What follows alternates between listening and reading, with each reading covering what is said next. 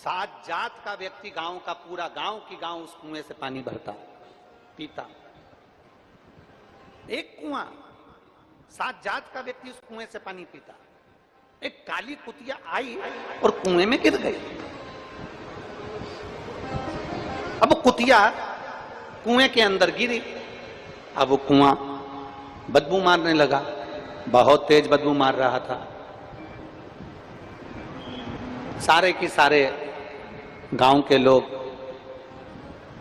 एक विद्वान व्यक्ति के पास में गए और उनसे पूछा, महाराज जी ये बताओ, अपने गांव में एक कुआं सात जात का व्यक्ति पानी पीता है और कहीं से पानी का साधन नहीं है, उसमें एक काली कुतिया आकर गिर गई है और बदबू मार रही है, क्या करें? महाराज जी ने कहा एक काम करो, यज्ञ करवाओ, कुएं से बदबू चली जाएगी। यज्ञ करवाया, बदबू नहीं गई। फिर किसी ने कहा यहां भंडारा करवाओ, बदबू चली जाएगी। भंडारा करवाया, बदबू नहीं गई। फिर किसी ने कहा कन्या भोज कराओ, कन्या भोज कराया, बदबू नहीं गई। फिर किसी ने कहा भगवान की कथा करवाओ, कथा करवाई, बदबू नहीं गई। कुएं में से लगातार बदबू आती रही, आती रही, आती रही।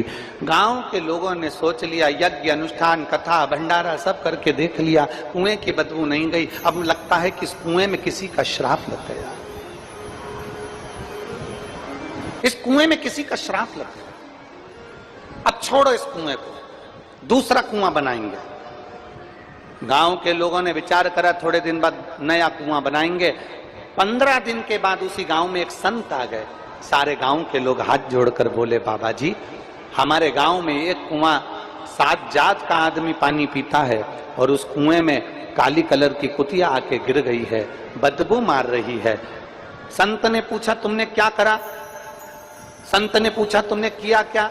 तो कहा हमने यज्ञ करवाया, अनुष्ठान करवाया, भंडारा करवाया, कन्या भोज करवाया, हमने सब कुछ करवाया, कथा करवाई, कुएं की बदबू नहीं गई? नहीं गई। इतने में संत ने पूछा तुमने कुएं में से कुतिया निकलवाई? कि बस महाराज हमने ये नहीं करवाया। अब विचार करो, कुएं में कुतिया पड़ी है, बदबू मार रही है, हमने यज्ञ करवा लिया, अनुष्ठान करवा लिया, भंडारा